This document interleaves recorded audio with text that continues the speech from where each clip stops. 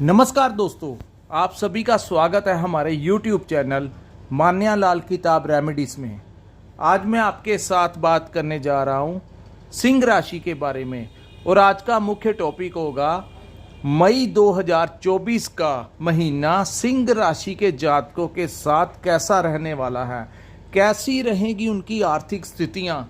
अगर वो व्यापार करते हैं, अपना बिजनेस करते हैं तो वहाँ पर परफॉर्मेंस कैसी रहेगी, अगर वो नौकरी करते हैं तो वहाँ पर कैसे सर्कमस्टांसिस रहेंगे, आपकी हेल्थ कैसी रहेगी, आपकी मैरिज लाइफ कैसी रहेगी, अगर आप फॉरेन में हैं, विदेश में हैं या विदेश जाना चाहते हैं तो कैसा प्रभाव रहेगा। ग्रहों का जो बड़ा परिवर्तन इस महीने हो रहा है वो सिंह राशि के जातकों के ऊपर अपना कैसा असर दिखाने वाला है, इसी के लिए हम ये आपके लिए वीडियो लेके आए हैं। सो दोस्तों, ये जो वीडियो होती है ये बहुत कठिन परिश्रम के बाद हम अपलोड करते हैं।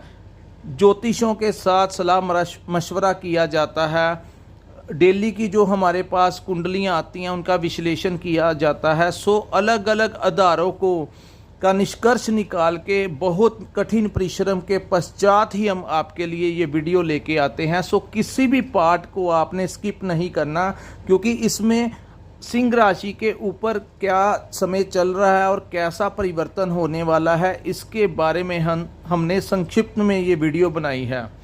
सो शुरू करते हैं दोस्तों। जहां पर ये 5 नंबर लिखा है ये आपकी सिंह राशि है और आज की वीडियो जो है वो चंद्र राशि के ऊपर आधारित है, क्योंकि चंद्रमा का बहुत बड़ा योगदान होता है हमारी ज़िंदगी में।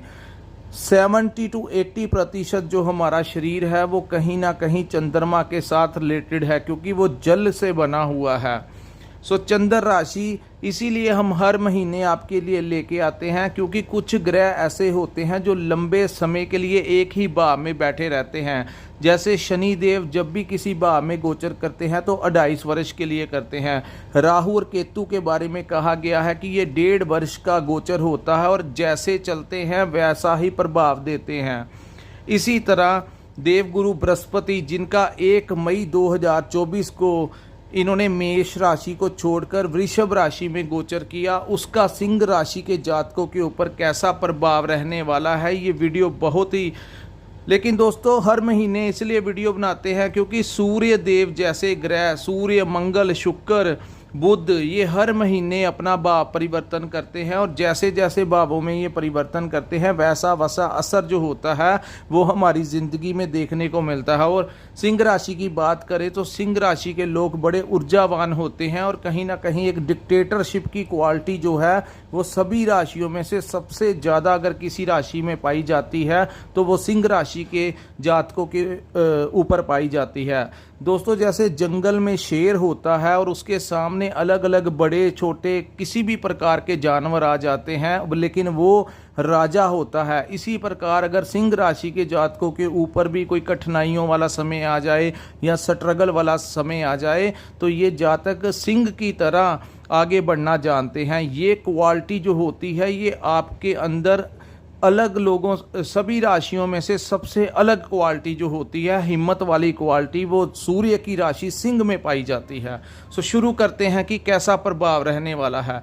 दोस्तों, दूसरे भाव में केतु ग्रह विराजमान है, जिसकी वजह से कुछ जातकों के मुंह से गालियां निकल रही हैं। ये धन का भाव तो होता ही होता है और वाणी का भी भाव होता है। पिछले कुछ समय से जब से राहु और केतु का अगोचर हुआ है अक्टूबर 2023 से लेकर अब तक, आपने देखा होगा कि आपकी जो लैंग्वेज थी, क्रोध में आकर आपके मुंह से अपशब्द निकल रहे थे, गालियां निकलती थी। लेकिन जैसे ही 1 मई को देवगुरु बृहस्पति का गोचर आपके कर्म स्थान में होगा, यहाँ से जब दृष्टि, सबसे प्रथम दृष्टि जो होगी वो केतु के ऊपर होगी और इसी केतु जिसने आपके धन भाव को डिस्टर्ब किया हुआ था, आपके मुंह से आपकी वाणी को डिस्टर्ब किया हुआ था, गुरु की उच्च की दृष्टि जैसे ही केतु के ऊपर पड़ेगी तो केतु जो बेलगाम घोड़ा आपकी ज़िंदगी में दौड़ रहा था उसको लगाम लगाने का कार्य जो होगा वो देवगुरु बृहस्पति करने जा रहे हैं दोस्तों। उसके पश्चात मैं बताऊंगा, हालांकि ये जो गोचर है आपके कर्म स्थान में होगा, कर्म भाव में जब भी देवगुरु बृहस्पति बैठते हैं तो ये वहाँ पर कारक हो जाते हैं। दूसरा भाव, पंचम भाव, नवम भाव, दसम भाव और एकादश भाव में जब भी गुरु का गोचर होता है तो ये यहाँ पर बैठकर कारक ग्रह बन जाते हैं, लेकिन इस भाव में बैठकर जहाँ जहाँ इनकी दृष्टियाँ पड़ेंगी उन भावों के परिणाम जो होंगे आपके अनुकूल हो जाएंगे। सो 1 मई जैसे ही आएगी गुरु का गोचर आपके भाग्य भाव से निकलकर कर्म स्थान में हो जाएगा। यहाँ से जैसे मैंने आपको बताया कि आपकी वाणी में जो मिठास होगी वो आनी शुरू हो जाएगी, और वहीं जो धन भाव डिस्टर्ब हो रहा था वहाँ पर आपका धन आगमन जो होगा वो होता हुआ दिखाई देगा।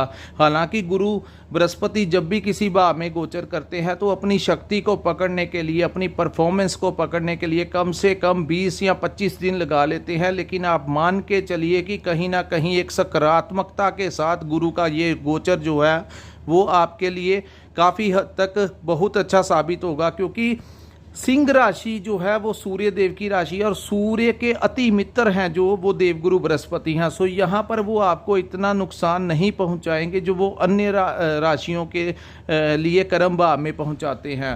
सो घबराने की ज़रूरत नहीं है। सिंह राशि में ये जो गोचर होगा वो कहीं ना कहीं आपके लिए फ़ायदेमंद ही सिद्ध होगा। हालांकि राहु की वजह से काफ़ी सारी परेशानियां आ रही हैं। घर का माहौल तनावपूर्ण बना हुआ है कुछ लोगों का, जिन लोगों के ऊपर राहु की या शनि की महादशा लगी हुई है। मैरिज लाइफ में दिक्कतें आ रही हैं, घर में प्रॉब्लम्स आ रही हैं। सो तरह तरह की प्रॉब्लम्स जो फेस करनी पड़ रही हैं सिंह राशि के जातकों को। पिछले कुछ समय से आपके धन भी अटक गया था, लेकिन जैसे ही सूर्य का गोचर आपके इस महीने नवम भाव में होगा, दोस्तों नवम भाव जो होता है वो भाग्य का भाव होता है, और सूर्य जैसा ग्रह जो कि लगन का आपका स्वामी है, लगन का स्वामी जब भी गोचर के दौरान भाग्य भाव में आता है तो भाग्य को चमका के रख देता है। सो यहाँ पर जो पुरानी कोई पेमेंट फंस गई थी इस महीने आने की संभावनाएं जो हैं वो सूर्य देव लेकर आएंगे। वहीं बुध और शुक्र भी उनके साथ भाग्य भाव में बैठते हैं। तो शुक्र जैसा ग्रह और जब भाग्य भाव में बैठता है तो भाग्य को बहुत ज़्यादा उज्जवल कर देता है। सो मई का महीना हर तरह से आपके लिए भाग्यशाली होगा, लेकिन 13 तारीख के पश्चात सूर्य देव जो होंगे वो अपने भाग्य स्थान से निकलकर कर्म स्थान में आ जाएंगे। अब हम बात करते हैं कि व्यापार में और नौकरी में स्थितियां कैसी रहेंगी।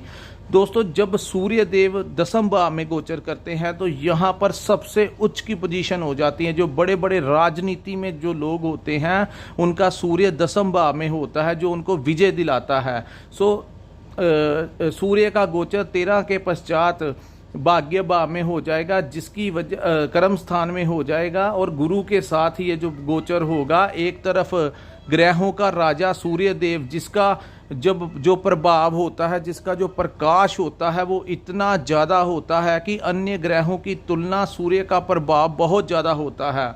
सो सूर्य और गुरु का जब कर्म स्थान में मिलन होगा तो यहाँ पे दोस्तों सबसे ज़्यादा सूर्य देव आपके लिए मान सम्मान इज्जत जो है वो आपकी समाज में बढ़ाने वाले हैं। आपको कोई बड़ी डेजिग्नेशन, अगर आपके पिता की कोई प्रमोशन करवाने में सहायक होंगे।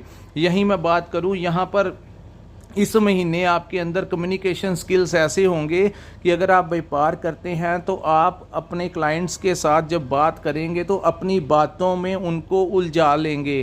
कहने का भाव कि जब सूर्य और बुध का मिलन होता है तो सूर्य बुध आदित्य योग जो है वो 13 तारीख तक आपकी कुंडली में बनेगा। So middle of the month तक सूर्य और बुध का जो ये बुध आदित्य योग है वो आपके लिए बहुत ज़बरदस्त रहने वाला है। यहाँ पर वो आपके अंदर कम्युनिकेशन स्किल्स इतने बढ़ाएंगे कि क्लाइंट्स आपकी बातों में आ जाएंगे और आपके साथ डील्स फाइनल कर लेंगे, जिससे आपको बहुत बड़ा धन लाभ होगा। और यहीं पर जब सूर्य बैठते हैं तो ये पिता का घर भी होता है। सूर्य वैसे भी पिता के कारक हैं, तो पिता से कोई बड़ा फायदा जो है वो इन दिनों सिंह राशि के जातकों को मिलने वाला है।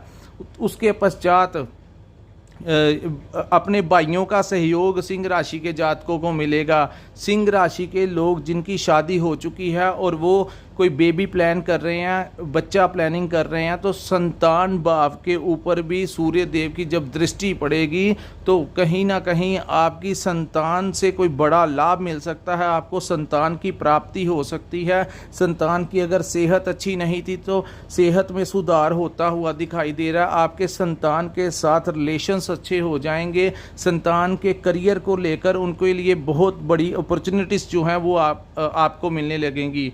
और इस भाव को करियर का भाव भी कहा जाता है। सो आपके अपने करियर के लिए भी आने वाले समय के लिए बड़ी बड़ी डील्स जो हैं वो सिंह राशि के जातकों को मिल सकती हैं, जो लोग व्यापार करते हैं। अब बात करते हैं नौकरी पेशा लोगों की। जो लोग नौकरी करते हैं, नौकरी में भी अब उनको उनके बॉस का, उनके उच्च अधिकारियों का सहयोग मिलेगा, उनके कोलीग्स का जो सहयोग है वो मिलेगा। हालांकि राहु अष्टम भाव में बैठकर आपकी कार्यों में रुकावटें पैदा करने की कोशिश कर रहे हैं। कुछ जातकों का जिनकी कुंडली में राहु की स्थितियां अच्छी नहीं हैं, कुछ जातकों को जो सिंह राशि के जातक है उनको अज्ञात सा जो भय सता रहा है अपनी फ्यूचर को लेकर, इनसिक्योरिटी तंग कर रही है, परेशान कर रही है। बेमतलब की कुछ लोगों को झंझट परेशानियों से निकलना पड़ रहा है, तो वो सारा श्रेय जो है वो राहु के ऊपर जा रहा है, क्योंकि राहु खाई में पड़ा हुआ है। और जब भी राहु अष्टम भाव में बैठते हैं तो उन लोगों को परेशानियां देते हैं। खास करके इस समय सिंह राशि के जातकों को कुछ ना कुछ परेशानियां देने की कार्य कर रहे हैं राहु। अब दोस्तों मंगल भी पूरे महीने राहु के साथ यहाँ पर युति बनाकर बैठे हैं। आपको अलर्ट किस चीज़ से रहना है? एक तो क्रोध नहीं करना। कुछ भी हो जाए आपके सामने क्रोध, अब आप देख रहे होंगे कि कुछ दिनों से आपके अंदर क्रोध की भावना जो है वो बढ़ रही है। दोस्तों राहु और मंगल जब बैठते हैं तो अंगारक दोष बनाते हैं। ये दोनों अग्नि तत्व के ग्रह हैं और एक दूसरे से इनकी नहीं बनती, अति शत्रु हैं। सो दोनों अष्टम भाव में बैठे हैं। लेकिन ये जो भाव होता है इसका एक बेनिफिट भी मैं आपको बता देता हूँ। ये रहस्य का भाव होता है। जो लोग रिसर्च क्षेत्र में कुछ अजमा रहे हैं, कुछ एडवेंचर कर रहे हैं, तो उनको वो अपनी डेस्टिनेशन पे पहुंच सकते हैं। इस भाव को ये गुप्त विद्याओं का भाव होता है। जो लोग सिद्धि प्राप्त करना चाहते हैं, जो तंत्र विद्या हासिल करना चाहते हैं, तो इस समय अगर वो थोड़ा सा भी प्रयास करें तो इस महीने वो कोई सिद्धि किसी भी तंत्र शक्ति के आकर्षण में आ सकते हैं। लेकिन दोस्तों बड़ा ध्यानपूर्वक आपने जो भी करना है बड़े ध्यान से करना, क्योंकि ये जो दोनों ग्रह हैं ये कहीं ना कहीं आँखों को संबंधित परेशानियां दे सकते हैं। सो आप जब भी ड्राइव करें, घर से बाहर निकलें, तो आपने चश्मा लगा के ग्लास यूज़ करना है ताकि कोई इन्फेक्शन, कोई भी चीज़ आपकी आँख को घायल ना कर सके। और वहीं क्रोध की भावना को नियंत्रण करते हुए आपने कोशिश करनी है कि आप जब किसी से बात करें, जैसी मर्जी परिस्थितियां हो जाएं, लेकिन आपने अपशब्द यूज़ नहीं करने। हालांकि गुरु की दृष्टि पड़ेगी, लेकिन जैसे मैंने आपको पहले बता दिया कि गुरु पावर पकड़ने में 20 से 25 दिन लगा देंगे।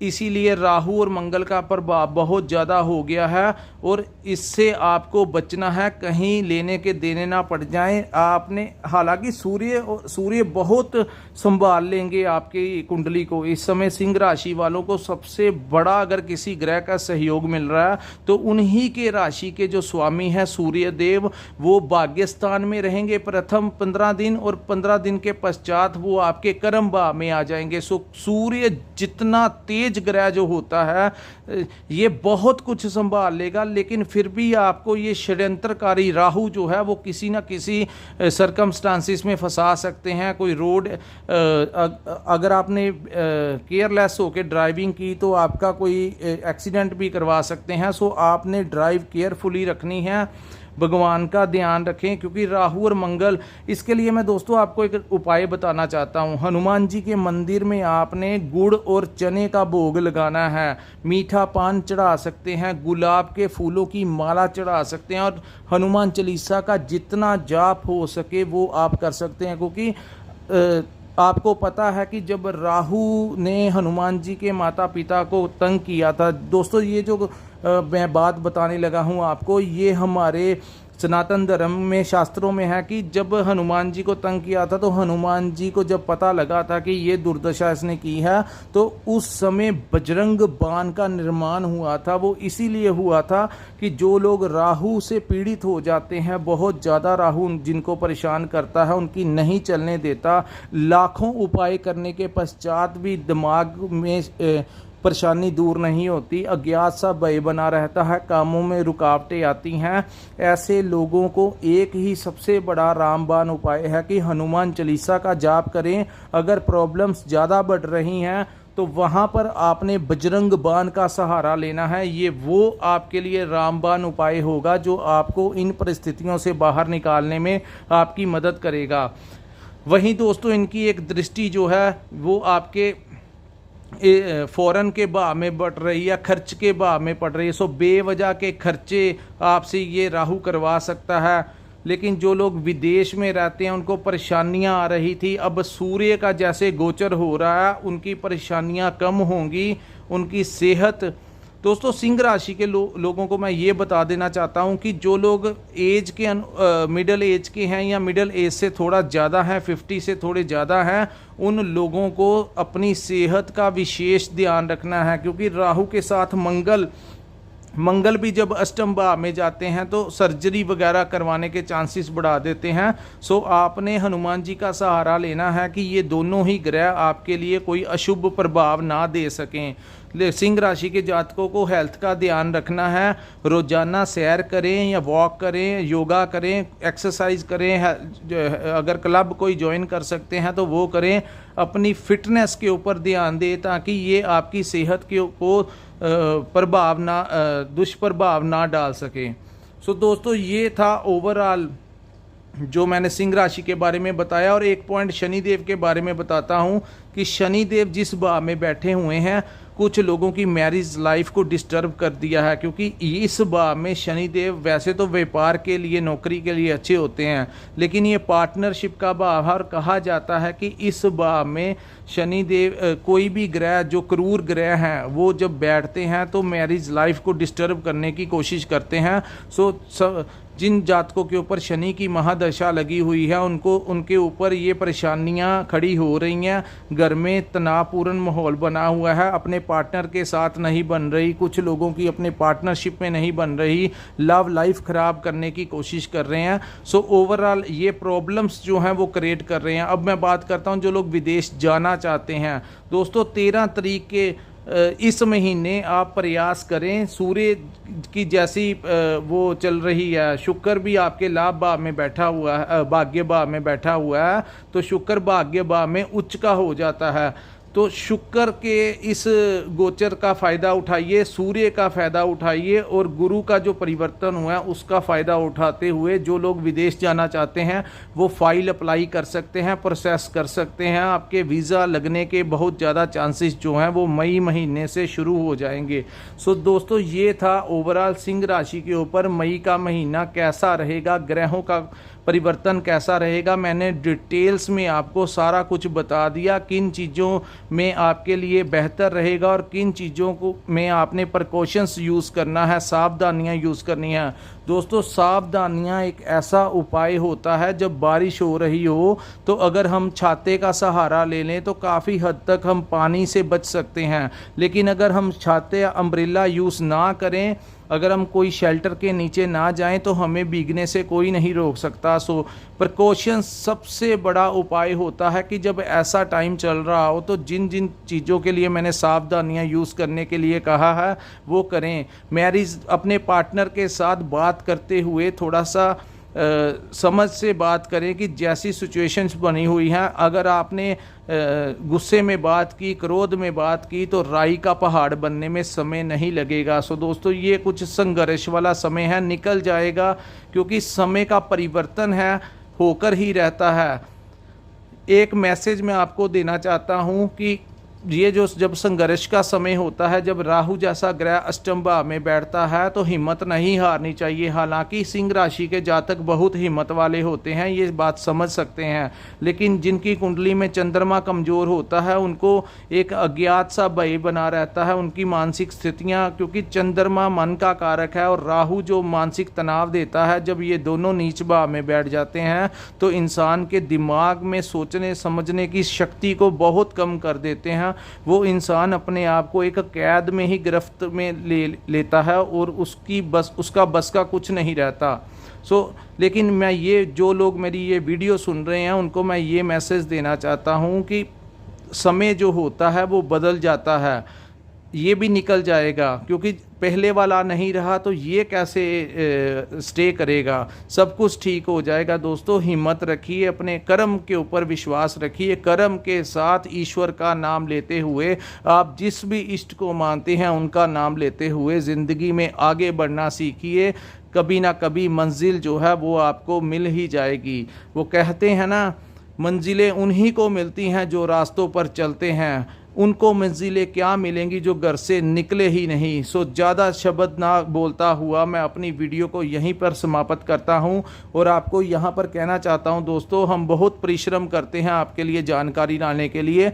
नीचे कमेंट बॉक्स में कमेंट करके ज़रूर बताया कीजिए कि आपको हमारी वीडियो कैसी लगी। जब आप हमें कमेंट करते हैं तो हमें हमारी मेहनत का फल मिल जाता है। हमारी वीडियो को लाइक और शेयर ज़रूर किया कीजिए और कमेंट जरूर किया कीजिए। और जिन जातकों ने अपनी कुंडली का विश्लेषण करवाना होगा, वो स्क्रीन पे हमारा नंबर शो हो रहा है, वहाँ पर आप हमारे साथ संपर्क कर अपनी कुंडली का पूर्ण विश्लेषण करवा सकते हैं।